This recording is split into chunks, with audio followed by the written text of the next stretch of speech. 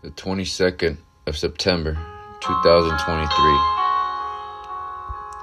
It was just another late night after work. I was ready to go home to my son, or so I thought. The reality was my body needed rest more than ever, but I didn't like to listen to it, and I chose not to listen to it, so I paid the price. Some lessons in life are learned the hard way, and I have chosen many times this route. I always say, in situations, there are two routes: the long route and the longer route. Robert Frost, in his poem, The Road Not Taken, talks about these routes as two roads. He says, "Two roads diverged in a wood, and I took the one less traveled by, and that has made all the difference." I resonate with the poem because I took the longer route, more difficult, but in the end, it made me a stronger individual, and I'm grateful for the lessons I was taught taking this road. A lesson I believe I was to learn was humility. I've always said, my dad is the hardest working, sweetest, most humble man I know. And I've tried to resemble that same image, but I lacked in my humility. The harder I worked, the luckier I got, and I had a sense I'd been blessed, very much physically and mentally. But I let it get to my head, and rather than humbling myself with the strength that was bestowed upon me, I let it get to my ego. I believed I was in control, and I didn't need anybody. But that image quickly fled from my head and my heart when reality hit me. I was trapped in my car with two square metal poles penetrating me, and my own decisions had led me there. If I wanted to live, I couldn't do it alone. I needed help. The help of officers, the fire department, a helicopter, nurses and doctors, family and friends. So much help. But most importantly, I needed the help of God for a second chance at this beautiful life, and for the strength to endure the pain and suffering. I needed a miracle, and God made me one. I had been dozing off several times driving on my way home that night already, but still I chose to continue. I'll make it, I thought. I always did. It wasn't my first rodeo, so I grew confident and proceeded. The signs were right there though. Dozing off, I got some gravel, and still I didn't listen. I was almost home. On the highway, headed home to my son, going 50 miles an hour, about a mile away from home. I fall asleep at the wheel longer than normal. While asleep, I swerved left off the road and hit somebody's fence. At the split moment my car hit the fence, I woke up. I tried keeping my hands on the steering wheel for control, but I couldn't. The car shook so violently, everything just happened so fast. Everything came to a halt, and silence filled the air. The first thoughts that came into mind was that I had crashed, and I better get my phone, take my seatbelt off, and get off the car to assess the damage. However, my thoughts weren't followed by actions. I tried to reach for my seatbelt with my left hand, but nothing happened. My left arm wasn't responding. I couldn't move it. I then looked for my phone, so maybe I can call 911, but didn't see my phone at a glance. I tried to reach onto the seat with my right arm to look for my phone, but my body wasn't responding to my commands. By this point, I look at my body still in shock and see why. I had a square metal bar going through my left humerus bone, and another going through the dash of my car into my right upper ribs. When I realized that I was trapped in my car by these metal bars and saw where they penetrated me, my eyes and my mind made the pain very real. very quickly. Blood was everywhere, and I felt excruciating pain. At first, only silent cries came out, as it became harder to breathe, if I even moved a muscle. But then I thought of my son at home, sleeping, waiting for his dad to come cuddle him in bed. And my silent cries began to get louder, and louder, and louder. And before I knew it, I was screaming at the top of my lungs. "Help! Please! I have a son at home. He's only a year and 3 months." Over and over I screamed, but nothing. Everything was beginning to get so cold. The metal bar through my ribs felt ice cold, and the only thing I could do that helped to take the pain away was to stay on my tippy toes as much as I could to relieve the pressure of the bar digging in. I tried controlling my breath to hold on, but then a thought crossed my mind. Who is going to find me out here in time and save me the way I am? So I lost hope. I laid my head back, sunk in my seat, closed my eyes, and I accepted my fate. This is how it ends, I told myself. Where I woke up next, I don't know. But I was walking, and everything around me was black.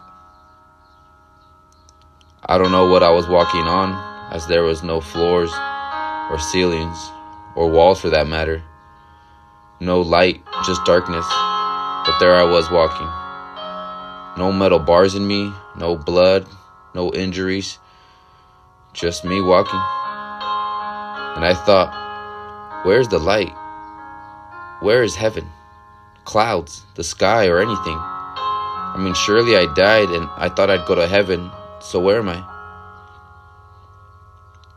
In Matthew 7:7, in the New Testament of the Bible, it reads, "Ask and it will be given to you.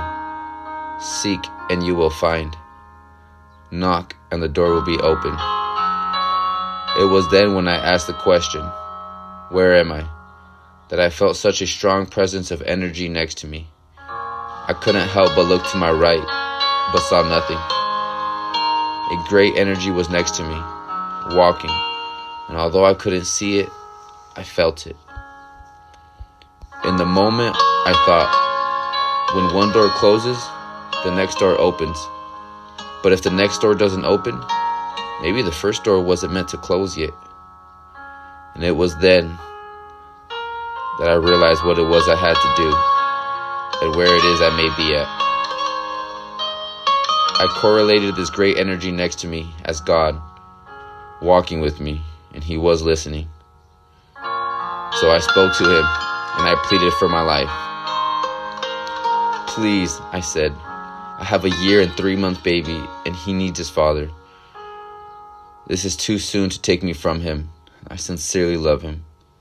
Please, for the sake of my family and homies whom I dearly love, who have supported me since the beginning of it all, always there to lend a helping hand, there to help me back on my feet when I fell. Life is beautiful, but life is what you make it, and I haven't been making the best decisions. I haven't been using my God-given talents, skills, and abilities the way I ought to. Surely I've been blessed, but I haven't been using my blessings as I should. Give me a second chance, and I will use my God-given talents the way I should for myself and those around me. As the golden rule states, treat others as you wish to be treated." It was in the process of pleading for my life, before I even get to finish, that I feel emotion of some sort coming to my heart. And it hit me so hard, it shocked me back into the real world. The world of my current reality, where I am trapped in a car with 2 metal bars in me, blood everywhere, and the pain is very real. But this time, it's not quiet. I hear the sound of metal on metal all around me, the sound of glass breaking, people shouting and talking, I saw all sorts of lights flashing. In a weird way, I smiled inside and knew God had granted me my wish and given me a second chance as of then. Now, it was up to me to fulfill my promise to God, which would take the rest of my life to do so, but I was ready. I prayed He would give me the strength to endure the suffering and just hold on. I remember seeing one firefighter's face with blue eyes, and I kept thinking to myself, as long as I can still see him, I'll know I'm in this world and not another. But I was terrified realizing the firefighters would have to cut the metal bars to disconnect me in a way, to get me out of the car, onto a stretcher, and into the helicopter. The worst pain I felt came from the cutting of the bar, going through my right ribs. As the vibration of it hurt so bad, it made it that much harder to breathe. But there I was, holding onto the bar with my right hand to try and keep it from vibrating, screaming in excruciating pain, feeling like I'm going Super Saiyan. They got me out of the car by cutting the top off, stabilizing the car on its side to slide me out onto a stretcher. And from the stretcher, I was rushed to a helicopter to be taken to Catholic Emergency Room in Richland.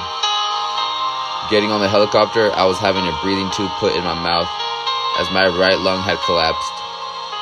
I didn't know though in the moment, so I kept trying to tell those helping me that they were suffocating me over and over as I was reaching, trying to get the tube out, not realizing it's what's giving me oxygen since my lung collapsed.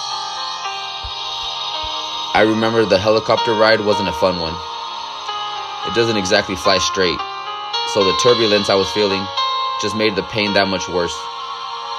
I kept telling the crew to please just hold me down. I don't exactly remember landing at the hospital and being rushed into the emergency room for the removal of the bars and needed surgery. I don't know if it's because of trauma reasons or I went unconscious at that point, or the crew gave me something to sleep for the remainder of the process. But I fell asleep with 2 bars in me and woke up with none. Just a whole bunch of other decorations. I was taken care of at the hospital for 6 full days and released on the 7th day. That is from Friday, September 22nd until Thursday, September 28th, when I was released to go to my parents' house, where I would start a new stage in my life called recovery. And that is the road I'm on now. My road to recovery.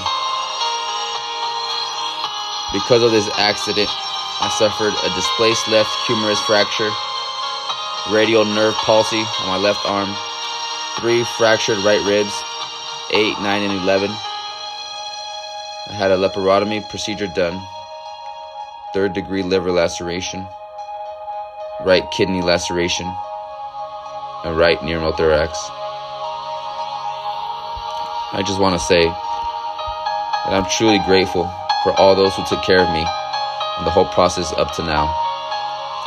I'm so grateful for the first day patrol to respond and the firefighters who took on the difficult task of getting me out of my car, to the medic personnel helping me in the helicopter, to the one driving the helicopter. I'm grateful for the doctors who performed needed surgeries and the nurses who helped care for me, along with those who took the x-rays and other tests. I'm grateful for those who brought me food at the hospital and helped keep my area clean. I'm thankful for everyone who lended a helping hand while my stay at the hospital, and those whom I saw afterwards as well for checkups. I'm grateful for the trauma center and all those whom I spoke to afterwards for trauma reasons. I'm grateful for all my therapists, from counseling to my physical therapist to my occupational therapist. They all really helped mold the person I am now becoming on my road to recovery.